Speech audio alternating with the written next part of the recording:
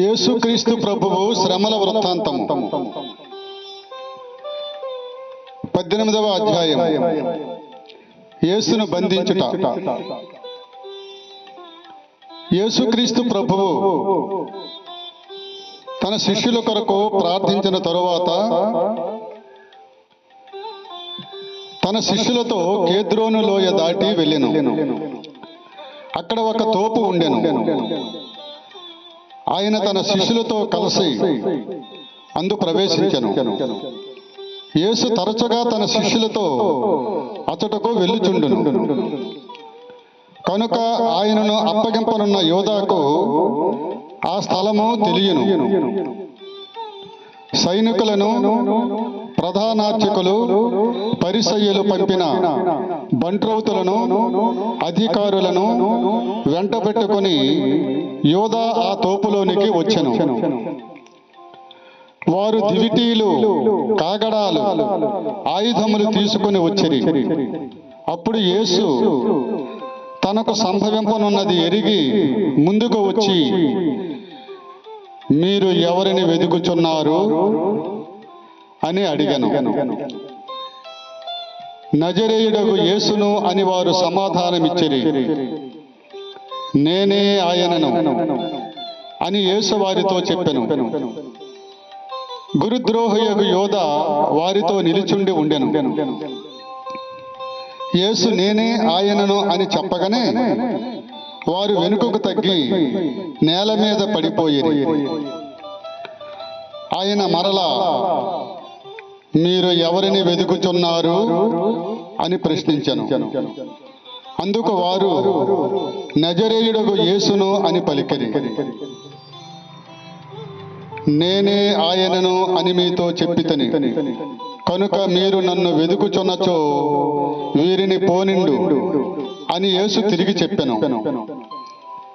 నీవు నాకు వసగిన వారిలో ఏ ఒకనినైనను నేను పోగొట్టుకొనలేదు అను వాక్యము నెరవేరుటకు ఇట్లు చెప్పెను. సీమోను పేతురు తన యొద్దనున్న కత్తితో ప్రధానార్చకుని సేవకుని కుడి చెవిని తెగనరికెను. ఆ సేవకుని పేరు మాల్కుసు.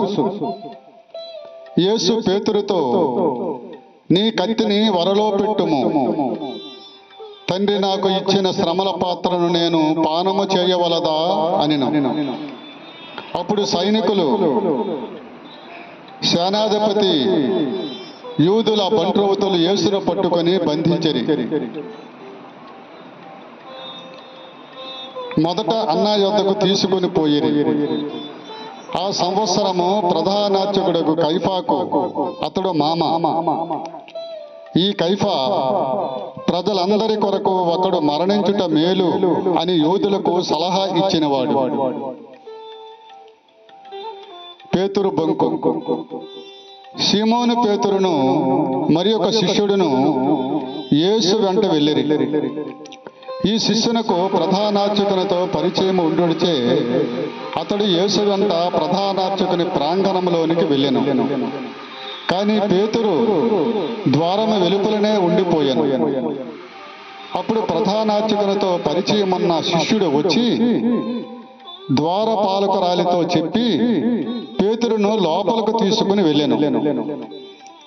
ఆ ద్వారపాలిక పేతురుతో, నీవును ఆ మనుష్యుని శిష్యులలో ఒకడవు కాదా అని అడిగాను. నేను కాను అని పేతురు పలికెను. చలిగా ఉన్నందున సేవకులు, బంట్రౌతులు మంట వేసి చలి కాచుకొనుచుండిరి. అతట నిలుచుండిరి. పేతురున వారితో కలిసి చలి కాచుకొనుచు నిలుచుండెను. ప్రధానార్చకుడు యేసు శిష్యులను గురించి, ఆయన బోధనలను గురించి ఆయనను ప్రశ్నింపగా, నేను అందరి ఎదుట బహిరంగముగా మాట్లాడితిని.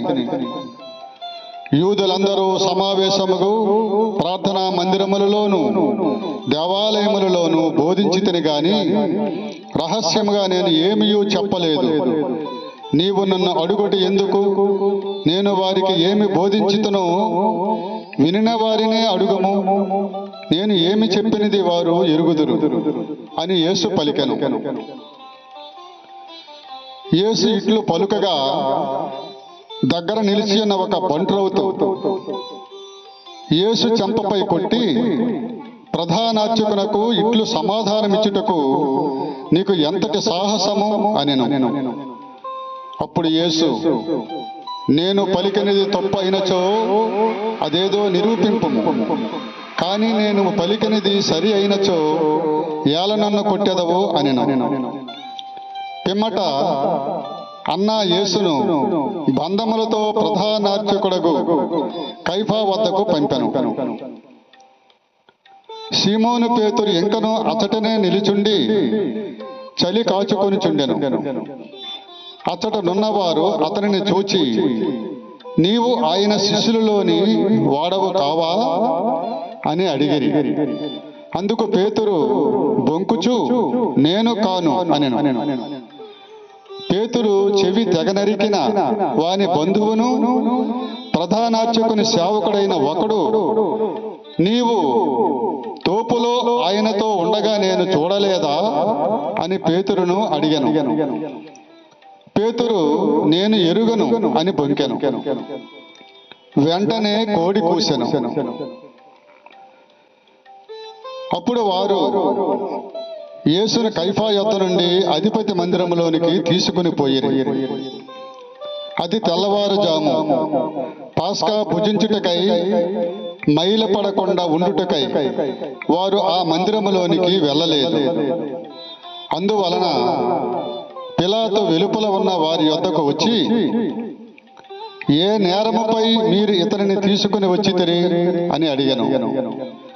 ఇతడు నేరము చేసిన వాడు కానిచో మేము ఇతనిని మీ చేతికి అప్పగించడి వారము కాము అని వారు పలికిరి. అందుకు పిలాతు, మీరే ఇతనిని తీసుకుని వెళ్ళి మీ చట్ట ప్రకారము విచారింపుడు అనెను. ఎవరికని మరణదండన విధించు అధికారము మాకు లేదు అని యూదులు చెప్పిరి. యేసు తాను ఎట్టి మరణము పొందబోవుచున్నాడో సూచించుచూ చెప్పిన మాట ఇట్లు నెరవేరెను. పిలాతు మరలా మందిరములోనికి వెళ్ళి యేసుని పిలిపించి, నీవు యూదుల రాజువా అని అడిగాను. నీవే స్వయముగా ఈ మాట అనుచున్నావా, లేక ఇతరులు నన్ను గురించి నీతో ఇది చెప్పిరా అని యేసు తిరుగు ప్రశ్న వేశాను. అందుకు పిలాతు, నేను యూదుడును అనుకొనుచున్నావా? నీ ప్రజలు ప్రధానార్చకులే నిన్ను నా చేతికి అప్పగించిరి. నీవు ఏమి చేసితివి అని అడిగాను. నా రాజ్యము ఈ లోక సంబంధమైనది కాదు. నా రాజ్యము ఈ లోకమునకు చెందినదైనచో నేను యూదుల చేతులలో పడకుండా నా అనుచరుల నా పక్షంన పోరాడేవారు. కానీ నా రాజ్యము ఈ లోక సంబంధమైనది కాదు అని యేసు సమాధానమిచ్చెను. అందుకు పిలాతు, అట్లయినా నీవు రాజువా అని అడిగాను. నేను రాజునని నీవే చెప్పుచున్నావు. నేను సత్యమునకు సాక్ష్యమిచ్చుటకు జన్మించితిని, దీని కొరకే ఈ లోకమునకు వచ్చితిని. సత్య సంబంధులందరూ నా మాట నాలకింతురు అని ప్రత్యుత్తరమిచ్చెను. సత్యమనగా ఏమి అని పిలాతు ఆయనను అడిగాను. పిలాతు ఇట్లడిగి మరలా యూదుకు వద్దకు వెళ్ళి వారితో ఇట్లనెను, నాకు ఆయనలో ఏ దోషము కనిపించుటలేదు. పాస్కా పండుగ సందర్భమున నేను మీకు ఒక బందీని విడుదల చేయు ఆచారం ఉన్నది కదా. యూదుల రాజును మీ కొరకు విడుదల చేయమందురా అనెను. వారు మరలా కేకలు వేయిచు, ఇతనిని కాదు, బరబ్బను విడుదల చేయుడు అనిరి. ఈ బరబ్బ బందిపోటు దొంగ. 19వ అధ్యాయము యోహాను శుభవార్త. అప్పుడు పిలాతు యేసును కొరడాలతో కొట్టించెను. సైనికులు ముండ్ల కిరీటమును అల్లి దానిని ఆయన శిరస్సుపై పెట్టి ఆయనకు ఓదా వస్త్రమును తొడిగిరి. పిమ్మట వారు ఆయన వద్దకు వచ్చి, యూదుల రాజా నీకు శుభము అని నమస్కరించి ఆయనను చెంపపై కొట్టిరి. పిలాతు మరలా బయటకు వెళ్ళి ప్రజలతో, ఇదిగో ఈయనలో నాకు ఏ దోషము కనిపింపలేదని మీరు తెలుసుకొనుటకు నేను మీ ఎదుటకు ఈయనను తీసుకొని వచ్చుచున్నాను అని చెప్పాను. అప్పుడు యేసు ముళ్ళ కిరీటమును ఊదా వస్త్రమును ధరింప చేయబడిన వాడై బయటకు వచ్చెను. ఇదిగో ఈ మనుష్యుడు అని పిలాతు వారితో చెప్పెను. ప్రధానార్చకులను బంట్రౌతులను ఆయనను చూచినంతనే వానిని సిలువ వేయుడు, సిలువ వేయుడు అని కేకలు వేసి, ఈయన యందు నాకు ఏ దోషమో కనిపించుటలేదు, మీరే ఈయనను తీసుకుని వెళ్ళి సిలువ వేయుడు అని చెప్పెను. అప్పుడు యూదులు, దేవుని కుమారుడనని ఇతడు చెప్పుకొనుచున్నాడు కనుక మా చట్ట ప్రకారం ఇతడు చావవలసినదే అనిరి. అది విని పిలాతు ఇంకనూ ఎక్కువగా భయపడి మరలా అధికార మందిరములోనికి వెళ్ళి యేసును, నీవు ఎక్కడి నుండి వచ్చితివి అని ప్రశ్నించాను. కానీ యేసు ఏమీయూ బదులు పలుకలేదు. కనుక పిలాతు, నీవు నాతో కూడా మాట్లాడవా? నిన్ను విడిచిపెట్టుటకును సిలువ వేయుటకును నాకు అధికారం కలదని నీవు ఎరుగవా అనెను. అందుకు యేసు, పైనుండి నీకు అధికారము ఇయ్యబడని ఎడల నీకు నాపై అధికారము ఏమాత్రము ఉండేది కాదు.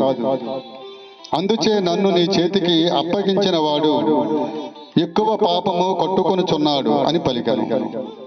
అంతటా పిలాతు ఆయనను విడిచిపెట్టుటకు మరి ఎక్కువగా ప్రయత్నింపసాగాను. కానీ యూదులు, ఇతనిని విడిచిపెట్టినచో నీవు చక్రవర్తికి మిత్రుడవు కావు, తనను తాను రాజునని చెప్పుకున్నవాడు చక్రవర్తికి విరోధి అని కేకలు వేసి, పిలాతు ఈ మాటలు విని యేసుని వెలుపలకు తీసుకుని వచ్చి రాళ్లపరచిన స్థలమందు న్యాయపీఠముపై కూర్చుండెను. దానిని హీబ్రూ భాషలో గబ్బతా అందురు. అది పాస్కా పండుగకు సిద్ధపడు దినము. ఇంచుమించు మధ్యాహ్నము 12 గంటల సమయము. పిలాతు యూదులతో, ఇదిగో మీ రాజు అనెను. అందుకు వారు, ఇతనిని చంపివేయుడు, ఇతనిని చంపివేయుడు, ఇతనిని సిలువ వేయుడు అని కేకలు పెట్టిరి. పిలాతు వారితో, నేను మీ రాజును సిలువ వేయుదనా అనెను. అందుకు ప్రధానార్చకులు, సీజరు తప్ప మాకు వేరొక రాజు లేడు అని పలికిరి. అప్పుడు పిలాతు యేసును సిలువ వేయుటకు వారి చేతికి అప్పగించెను. కనుక వారు ఆయనను తీసుకొని పోయిరి. యేసు తన సిలువను మోసుకొని కపాలమను స్థలమునకు వెళ్ళెను. దానిని హీబ్రూ భాషలో గొల్గొతా అందురు. అక్కడ వారు యేసును సిలువ వేసిరి. ఆయన ఇరువైపులా మరి ఇద్దరిని అట్లే సిలువ వేసిరి. నజరేయుడగు యేసు యూదుల రాజు అను బిరుదమును వ్రాయించి పిలాతు ఆయన సిలువపై పెట్టించెను. యేసును సిలువ వేసిన స్థలము నగరమునకు దగ్గరగా ఉండుడిచే యూదులు అనేకులు దానిని చదివిరి.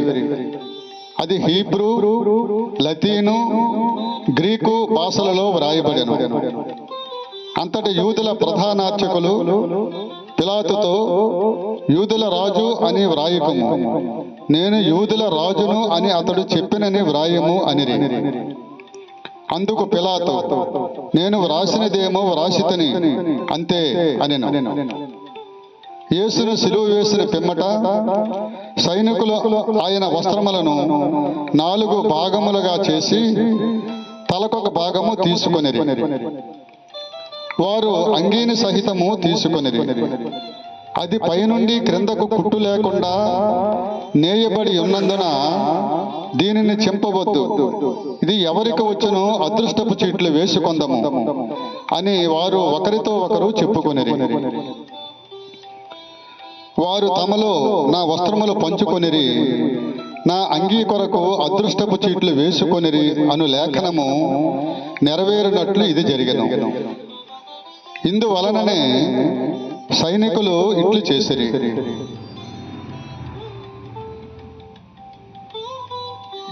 యేసు శిలువ చెంత ఆయన తల్లియు ఆమె సోదరి క్లోఫా భార్యయగు మరియమ్మయు మగ్దలా మరియమ్మయు నిలువబడి ఉండిరి. తన తల్లియు తాను ప్రేమించిన శిష్యుడును దగ్గర నిలిచిండుట యేసు చూచి, యేసు తన తల్లితో, స్త్రీ, ఇదిగో నీ కుమారుడు అనెను. ఆ తరువాత శిష్యునితో, ఇదిగో నీ తల్లి అనెను. ఆ శిష్యుడు ఆ గడియ నుండి ఆమెను స్వీకరించి తన స్వంత ఇంటికి తీసుకుని పోయెను.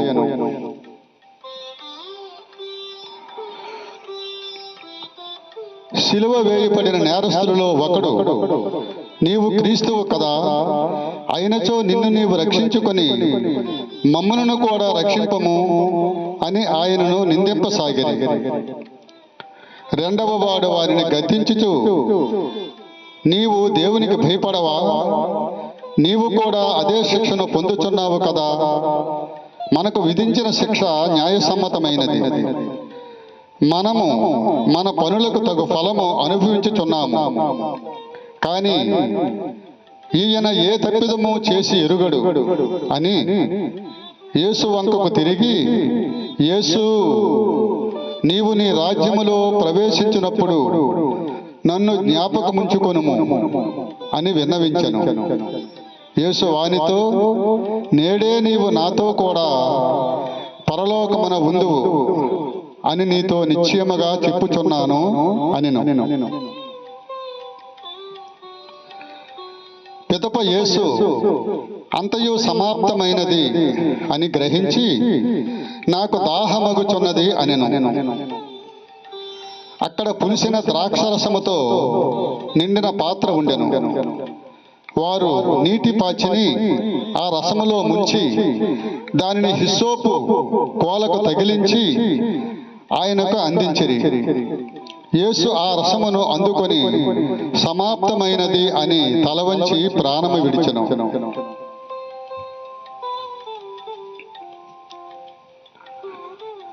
అది పాస్కా పండుగకు సిద్ధపడు దినము. అందుచే యూదులు పిలాతును, రేపటి విశ్రాంతి దినము గొప్ప దినము, ఆనాడు దేహములో సిలువ మీద ఉండరాదు, కాళ్ళు విరగగొట్టి వారిని దింపి వేయుటకు అనుమతి నిండు అని అడిగిరి. కావున సైనికులు వెళ్ళి యేసుతో పాటు సిలువ వేయబడిన మొదటి వాని కాళ్ళను మరి ఒకని కాళ్ళను విరగగొట్టిరి. కానీ వారు యేసు వద్దకు వచ్చినప్పుడు ఆయన అప్పటికే మరణించి ఉండుటను చూచి ఆయన కాళ్ళు విరుగుగొట్టలేదు. అయితే సైనికులలో ఒకడు ఆయన ప్రక్కన బల్లెముతో పొడిచెను. వెంటనే రక్తము నీరు స్రవించెను. అది చూచిన వాడు దీనిని గురించి చెప్పుచున్నాడు. అతడు చెప్పినది వాస్తవము, మీరును విశ్వసించుటకు అతడు సత్యము చెప్పుచున్నాడని అతడు ఎరుగును. ఆయన ఎముకలలో ఒకటైనను విరుగగొట్టబడదు అను లేఖనము ఇట్లు నెరవేరెను. వారు తాము పొడిచిన వారి వంక వీక్షింతురు అను మరి ఒక లేఖనము ఇట్లు నెరవేరెను. పిమ్మట అరిమత్తయి యోసేపు పిలాతు వద్దకు వెళ్ళి యేసు భౌతిక దేహమును ఇయ్యమని అడిగెను. యూదుల భయము వలన ఈ యోసేపు బహిరంగముగా కాక రహస్యముగా యేసు శిష్యుడై ఉండెను. పిలాతు అనుమతి నొసగా అతడు వెళ్ళి యేసు భౌతిక దేహమును తీసుకొని పోయెను. మొదట యేసును రాత్రి వేళ సందర్శించిన నికోదేము కూడా ఇంచుమించు 150 షేర్ల బరువు గల పరిమళ ద్రవ్యమును అత్తరును తీసుకుని వచ్చెను. వారు యేసు దేహమును తీసుకుని యూదుల భూస్థాపన సంప్రదాయానుసారము దానికి పరిమళ ద్రవ్యమును పూసి నార వస్త్రముతో చుట్టిరి. యేసు సిలువ వేయబడిన చోట ఒక తోట కలదు. ఆ తోటలో ఎవరనూ భూస్థాపితము చేయని ఒక క్రొత్త సమాధి ఉండెను. అది విశ్రాంతి దినమునకు యూదులు సిద్ధపడు దినమగుడి చేతను ఆ సమాధి సమీపమున ఉండుట చేతను వారు యేసును అందు ఉంచిరి.